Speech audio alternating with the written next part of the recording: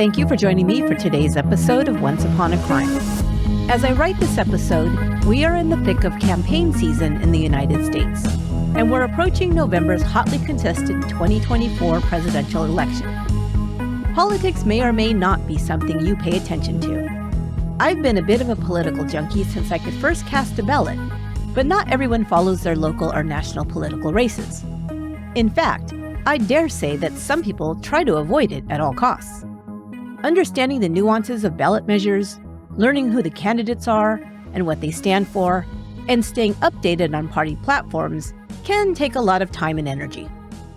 But when politics and violence collide, it quickly grabs the public's attention and makes the news cycle.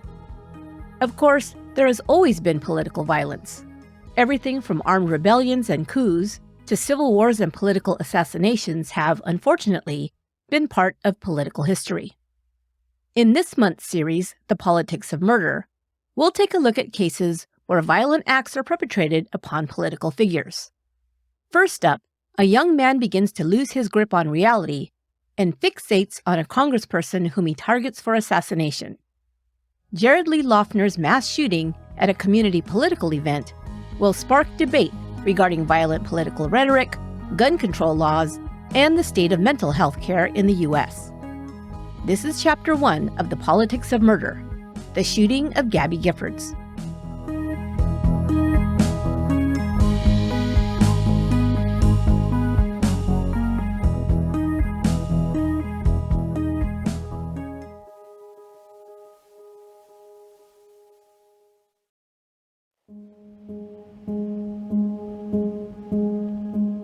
Until Jared Lee Loughner was 16, his classmates said he was a pretty great guy.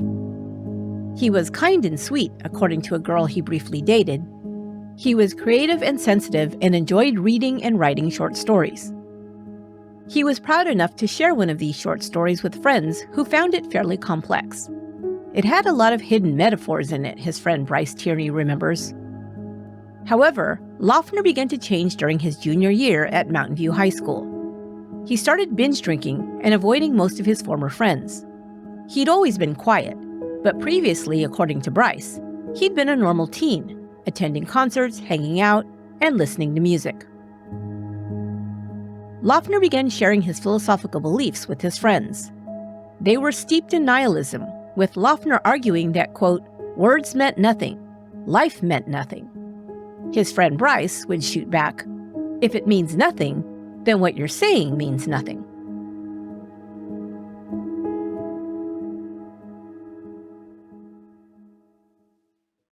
Loughner dropped out of high school before his senior year. He was hired to work a few entry-level jobs, at a sandwich shop and as a dog walker for an animal shelter, but he kept none of them for very long. He enrolled at Pima Community College, where he took classes in algebra and creative writing. But he began behaving oddly, blurting inappropriate comments during class, and going on rants that didn't make sense. He once began grabbing his crotch and jumping around the room as he read out loud from a poem he'd written.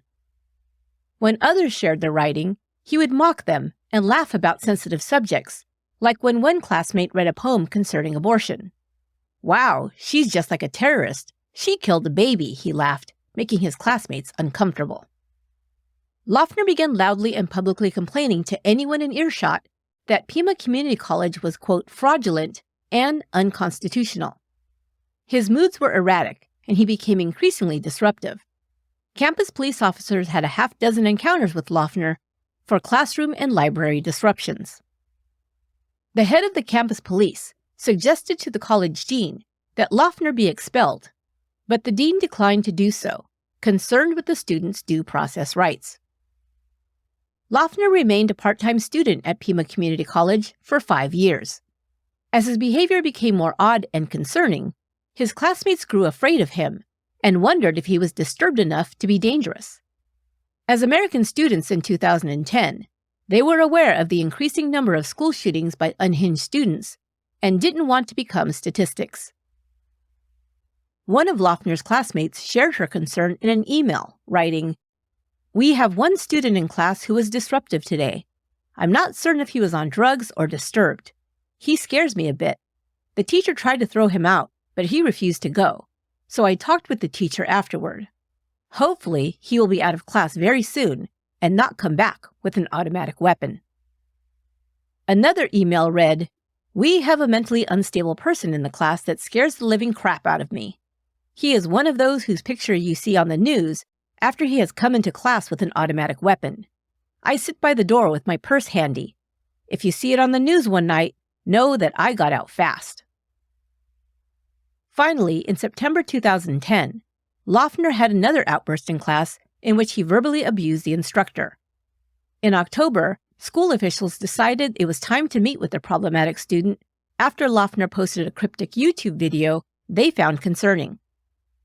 In it, Loughner is seen walking around on campus at night as he video records himself. He rants about his free speech being suppressed and his constitutional rights being violated by the college. He calls his community college a, quote, genocide school. On October 4th, school administrators met with Jared Loughner to discuss their concerns. They outlined several incidents in which he had violated the school's disciplinary code. They also outlined conditions that he was required to meet in order to remain a student. Loughner elected to withdraw from school after he was told that he would need to undergo a mental evaluation in order to be cleared to return to his classes. On October 7th, Pima Community College's vice president wrote in a letter that Jared Loughner, quote, should not be present on college property or attend any college event or activity without my express written consent.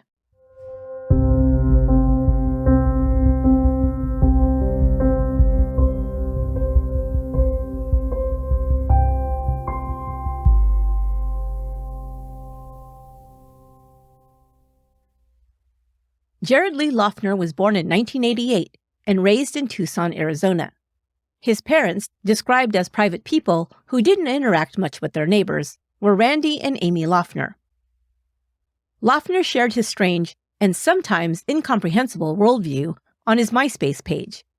One of his fellow classmates who'd read his posts said they were, quote, just questions and random weird questions that didn't go together, end quote. Some of the beliefs Loughner held were that 9/11 was an inside job, an apocalypse was destined to occur in 2012, a group of powerful elites were planning to take over the world through the central banking system, and that the government was controlling the public's minds by, quote, controlling their grammar. Loughner frequently expressed his belief that the majority of Americans were illiterate. He also believed that the government employed mind control over these illiterate citizens. Most of his abuse was aimed at the government. He believed that the CIA was watching MySpace for anyone who was literate and not brainwashed, like himself. The college was an extension of this government brainwashing, he said, and began to refer to it as a, quote, terrorist organization. Although his friends said Jared had never been particularly political, they didn't even know which party he affiliated with, he grew interested enough in local politics to reach out to lawmakers to share his worldview. He made it a point to explain to them how they'd been brainwashed by the government and were corrupting society. Most of what Loughner espoused made no sense, logically or even semantically, although he bragged that he was one of the only 5% of the population that was literate. In 2007, he attended a community event hosted by his congressperson, Gabrielle Giffords. Constituents were invited to meet her, ask questions, and share concerns about Pima County District 8, where Loughner resided. Gabrielle D. Giffords was born in Tucson, Arizona on June 8, 1970. She attended college in California before receiving a master's degree from Cornell University. After graduation, she worked in New York for the consultancy firm Price Waterhouse before returning to Arizona to serve as CEO of a tire company founded by her grandfather. In the year 2000, the company was sold to Goodyear Tires. That same year, Gifford changed her political affiliation from Republican to Democrat. Shortly after that, she was elected to the Arizona House of Representatives. The following year, in 2002, she was elected to the Arizona Senate. At 32, she was the youngest woman ever to hold the position. Giffords was re-elected the following year and focused on causes like mental health care, the infrastructure, and quality health care and education for Arizona's children. In 2005, she resigned from the Arizona Senate to prepare for her run for Congress. In 2006, she launched her campaign and was endorsed by former President Bill Clinton and other prominent Democrats. She won the Democratic primary in September and was elected to the U.S. House of Representatives with 57% of the vote in November 2006. In 2007, Giffords married astronaut and former U.S. Navy Captain Mark Kelly, who'd flown combat missions during the Gulf War. He was selected as a NASA Space Shuttle pilot in 1996 and flew aboard missions in 2001, 2006, and 2008. His final mission would be on the Space Shuttle Endeavour in 2011. Since her first term, Giffords hosted Congress on Your Corner events in Tucson, where she met with constituents face-to-face in public venues, answering their questions and learning the top concerns of the people she represented in Arizona's 8th District.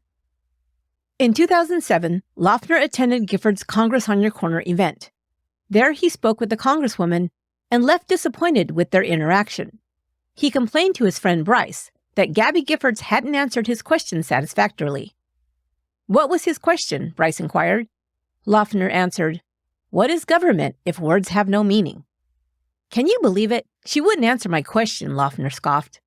Bryce responded, "Dude, no one's going to answer that." Since then, Loughner had a long list of grievances with Gabby Giffords and women in political power positions in general. He'd occasionally mention his complaints about Giffords to others.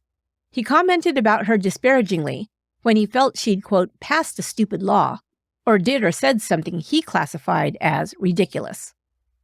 Just as in college, Loughner's strange behavior and odd complaints didn't rise to the level of being dangerous. He had no criminal record of note, and only minor run-ins with the law for marijuana possession and for vandalizing a street sign. But while others had expressed a fear that he could go off and cause harm, no one had heard his rhetoric rise to the level of violent threats or anything to be overly concerned about. However, behind the scenes, Jared Loughner was a ticking time bomb set to go off just 3 short months later.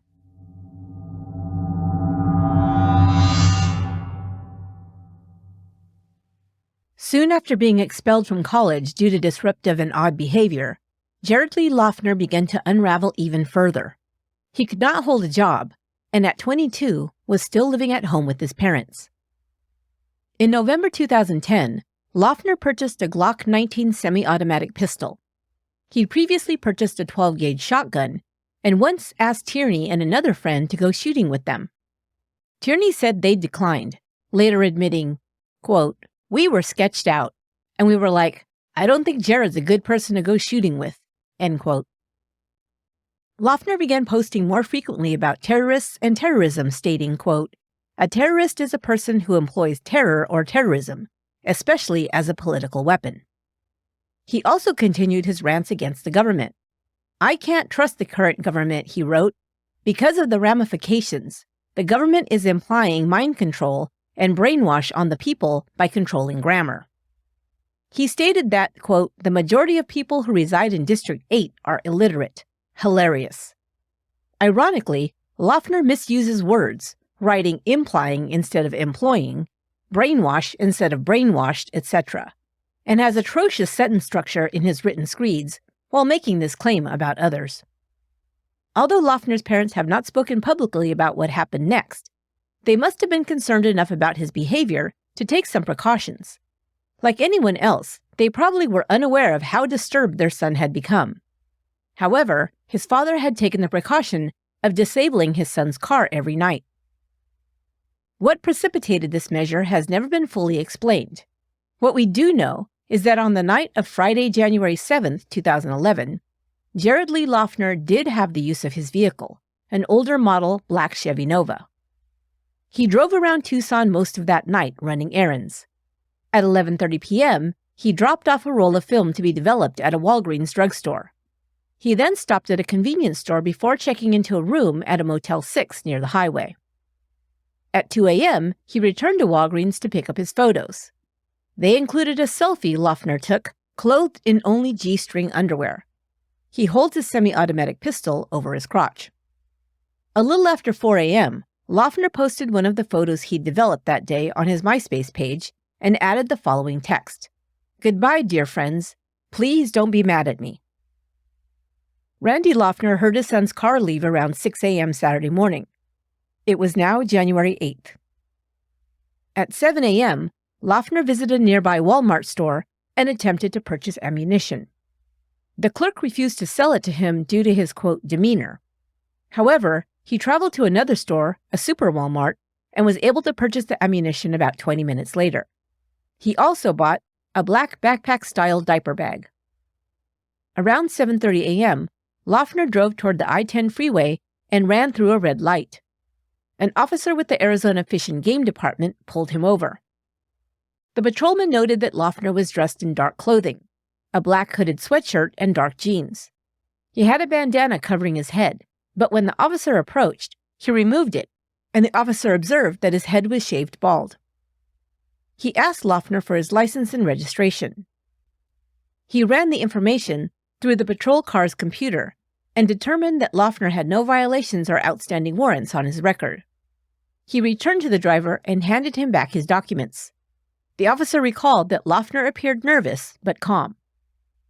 Upon telling the driver that he would not ticket him, but just let him off with a warning, Loughner broke down in tears. The officer asked if he was all right, and Loughner answered that he was just happy he wouldn't receive a citation. He thanked the officer and wanted to shake his hand. Since he was still emotional, the officer asked Loughner once again if he was okay, and he answered that he was fine. He said he was heading home and it, quote, wasn't that far away. A short time later, Loughner did arrive home. He began retrieving the black bag from the car's trunk when his father came out of the house. He saw that his son had something placed inside the front pocket of his hooded sweatshirt. Jared walked into the house and Mr. Loughner inquired about what was in his black bag and in his pocket. His son refused to answer and suddenly bolted out of the house and down the street on foot. Randy Loughner got into his car and proceeded to search for his son. He caught up to him, but Jared ran into the desert where his father could not follow him in the car. He last saw Jared carrying the black bag. Later that morning, Jared Loughner walked to a convenience store and caught a cab to La Toscana Village Mall, a strip mall in Casas Adobe, just north of Tucson. That morning, U.S. Representative Gabrielle Giffords was holding her first Congress on the Corner event of the year in front of the Safeway supermarket in the mall.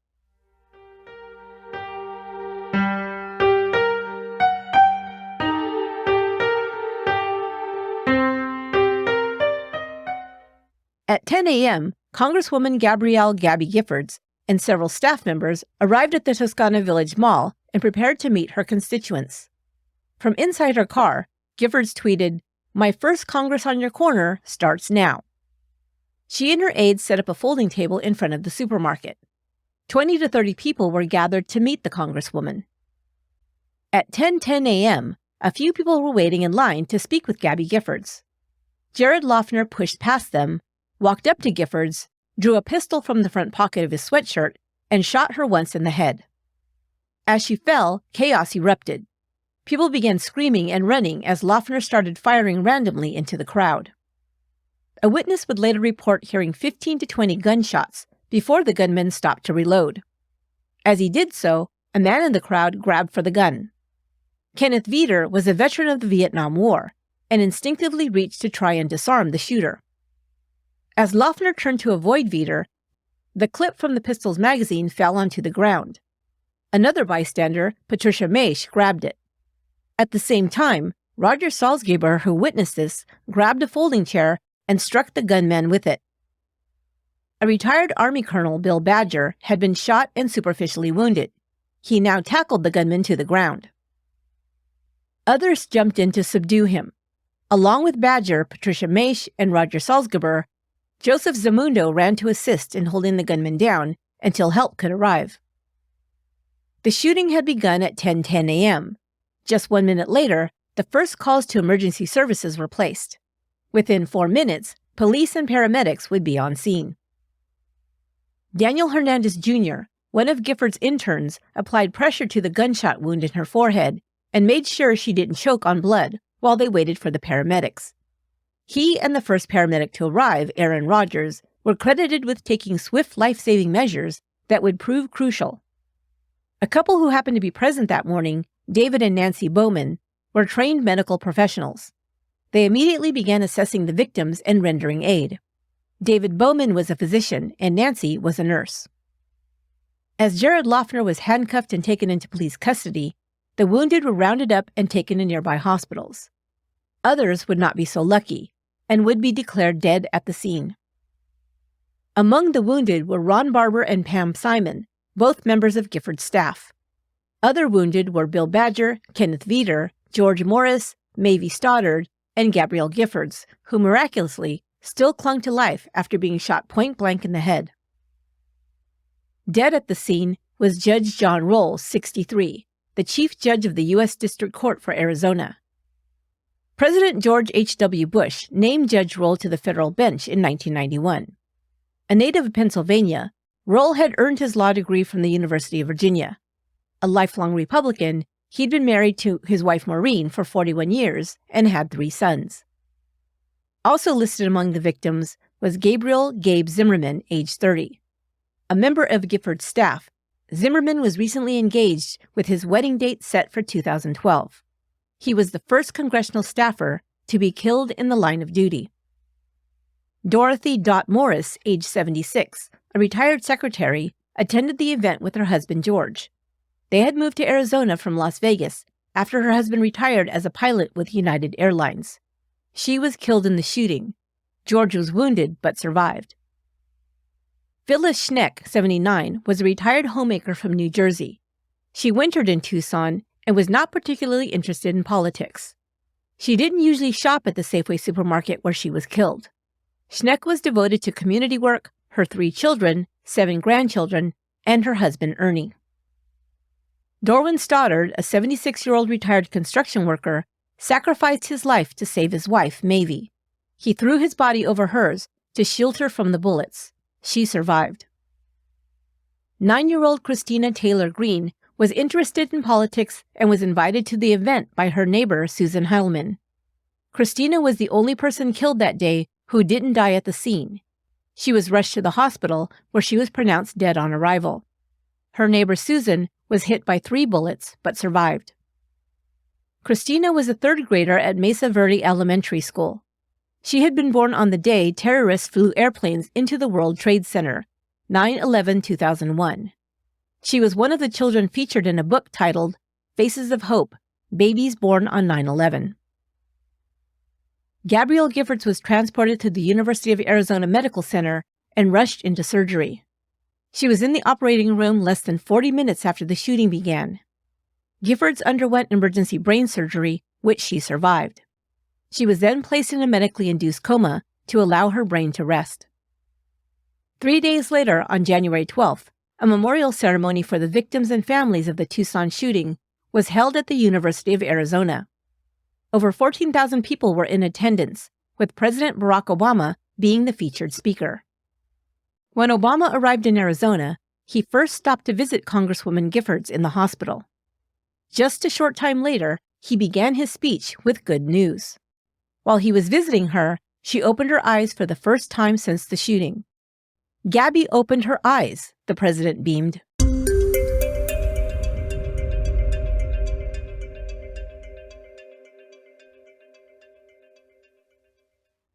Investigators determined that Jared Lee Loughner, 22, alone was responsible for the mass shooting. They had first considered the possibility that a man seen in the grocery store with Loughner that morning was an accomplice. But he was the cab driver Loughner had hired to drop him off at the strip mall. He'd gone into the store with Loughner, who needed change to pay the cab fare. Loughner had been armed with a Glock 19 semi-automatic pistol with 4 magazines, 2 of which were capable of holding 33 rounds. 31 shell casings were found at the scene. Investigators learned that the gunman had purchased the weapon 6 weeks earlier at a Sportsman's Warehouse store after passing a mandatory background check. Shortly before 7 p.m. on the night of the shooting, a search warrant was served on Loughner's residence on Soledad Avenue in Tucson.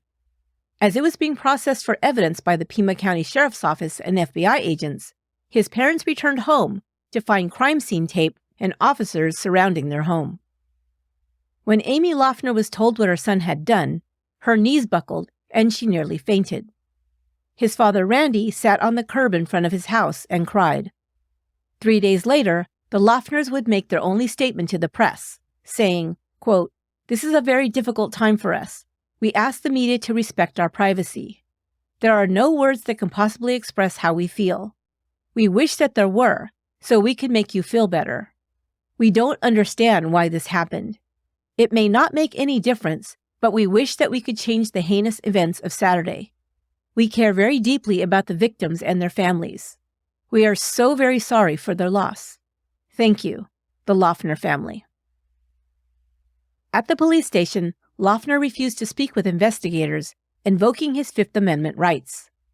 Evidence seized from the home included an envelope with handwritten notes scrawled on the outside of it, which read, quote, "I planned ahead," and "My assassination," and the name Giffords.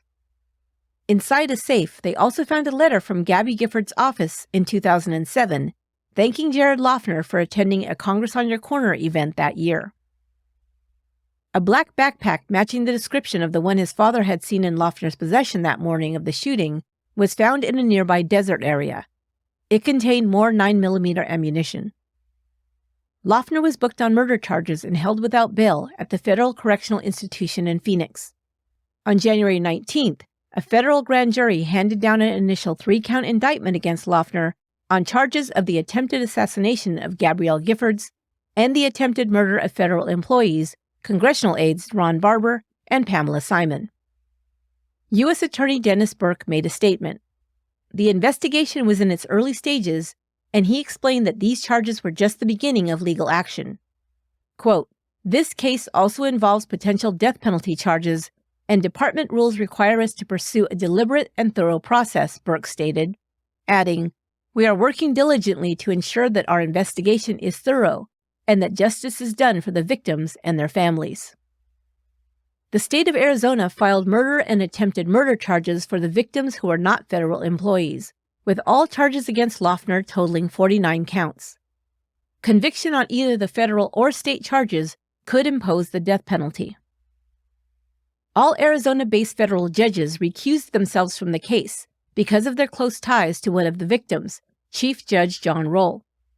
The case was assigned to federal judge Larry Burns with the U.S. District Court for the Southern District of California. Federal public defender Judy Clark was assigned to defend Jared Loughner. She was known for handling other high-profile federal cases, including the trials of Unabomber Ted Kaczynski and al-Qaeda operative Zacarias Moussaoui. On May 25th, Judge Burns ruled that Loughner was incompetent to stand trial based on 2 medical evaluations performed since his arrest. After a thorough psych evaluation, he was diagnosed with paranoid schizophrenia and admitted to a federal hospital in Springfield, Missouri. Loughner remained hospitalized for several months. He received mental health treatment, including forced administration of antipsychotic medications. In February 2012, just over a year after the shooting, Loughner's stay at the medical facility was extended by 4 months. His attorneys requested the suspension of forced medications, but the court denied that. Finally, on August 7, 2012, Loughner's competency hearing was held in federal court. The forensic psychologist who'd been treating him, Dr. Christina Peets, testified that Loughner was now stable and competent to stand trial. Dr. Peets testified before the court that Loughner was, quote, "one of the worst mentally ill patients she'd ever seen." However, after months of medication and counseling, he was no longer hearing voices or being restrained for his safety. When Loughner was first admitted, he displayed screaming and crying fits that lasted for hours and claimed that the radio was inserting thoughts into his head, the doctor reported. His attorneys said that the medication he was being given impeded his ability to assist them in his defense. However, the doctor stated that if Loughner's medication were halted, he could pose a risk to himself. Dr. Peets testified that Loughner was competent to stand trial after several months of treatment. He was no longer hearing voices and was rational and stable enough to consult with his attorneys. She told the court that Loughner was upset upon learning he'd been diagnosed with schizophrenia. He eventually expressed remorse for what he'd done, especially concerning the child who died, Dr. Peets reported. However, he still expressed surprise that Congressperson Gabrielle Giffords had survived being shot in the head, saying that if it was true, he was, quote, a failure. The doctor outlined Loughner's history of mental illness, stating that he had been diagnosed with depression as a teen and prescribed medication that he refused to take. He began drinking heavily in his mid-teens, and his mental state deteriorated. By his 20s, Loughner was no longer drinking or taking drugs, but he was already experiencing auditory hallucinations and paranoid thoughts. Loughner told his psychiatrist that he wished he would have taken his medication when he was young, and maybe, quote, things might have been different. Dr. Peets also testified that Loughner understood that he'd never leave prison. He'd proclaimed, quote, I'm 23 years old. This is it. This is my life. Judge Burns agreed that Jared Loughner was now competent to stand trial. Upon hearing the judge's ruling, Loughner agreed to plead guilty to avoid the death penalty. He pleaded guilty to 19 separate counts, including the attempted assassination of Gabrielle Giffords, the murders of 2 federal employees, and the attempted murders of 2 additional federal employees. He also accepted responsibility for causing the deaths of 4 civilians and injuring numerous others. Because all of the civilians Loughner had wounded and killed were participants in an activity provided by the United States, these charges were added to the counts. The judge accepted Loughner's guilty plea and sentenced him to 7 life terms plus 140 years in prison, assuring that he would spend the rest of his life behind bars without the possibility of parole. After the sentence was handed down, Pima County District Attorney Barbara Lawal announced she would not prosecute Loughner on behalf of the state of Arizona.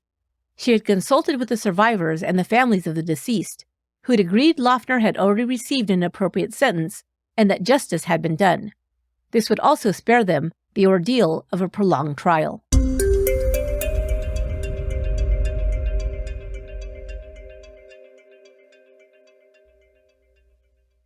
In the aftermath of the mass shooting in Tucson, U.S. flags were flown at half-mast on federal buildings for a week to honor the victims. The public's response to the shooting was mixed and sometimes influenced by party affiliation. Democrats called for stricter gun legislation, specifically regarding the purchase of high-capacity magazines.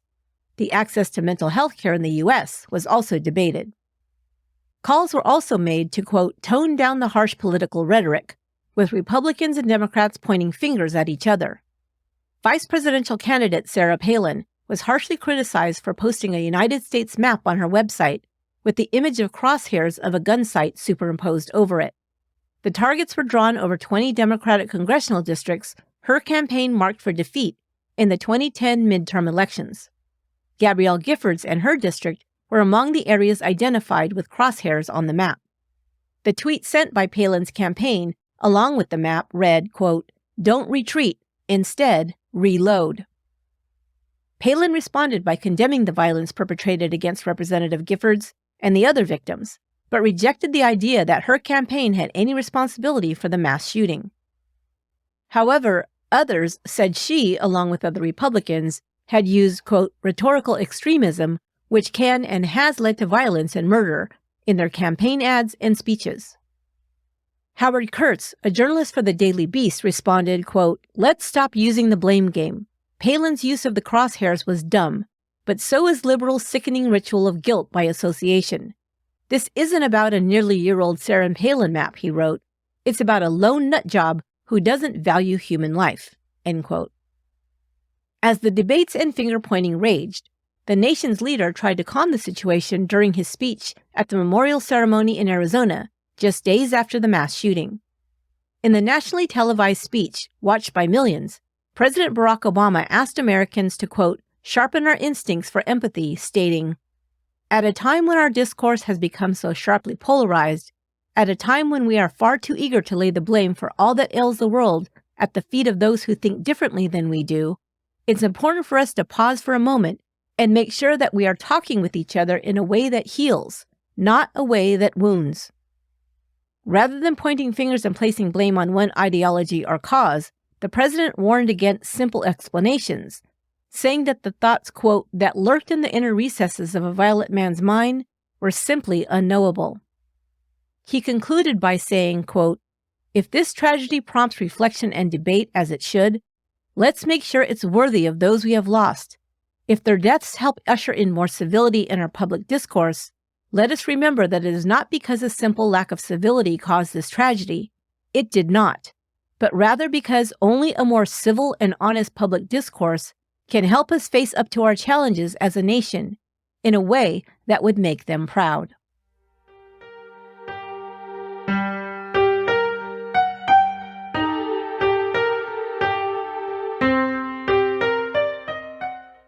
After retiring from the Senate, Gabby Giffords became an advocate for anti-gun violence causes. She and her husband, Mark Kelly, now a United States Senator from Arizona, founded the nonprofit super PAC Americans for Responsible Solutions. They began the Political Action Committee shortly after the Sandy Hook Elementary School mass shooting in 2013 to support pro-gun control candidates. Giffords' recovery has been described as nothing less than miraculous. 2 weeks after the attack, she was deemed sufficiently stable to be moved to a Houston rehabilitation center. 8 months later, Giffords made her first public appearance on the floor of the House of Representatives and was given a standing ovation. Still struggling with language, being partially paralyzed in one arm, and having lost 50% of her vision, Giffords announced in January 2012 that she would resign from Congress to concentrate on her recovery. President Joe Biden presented her with the Presidential Medal of Freedom in 2022. She has been a featured speaker at 4 Democratic national conventions, including this year. On August 22, 2024, in Chicago, she again spoke for gun safety and reform and endorsed Kamala Harris as the next President of the United States.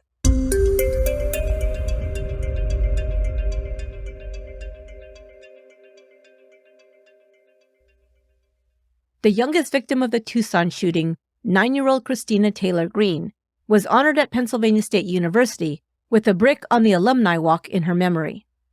Christina was born in Pennsylvania and had hoped to attend Penn State one day. That will do it for this episode of Once Upon a Crime.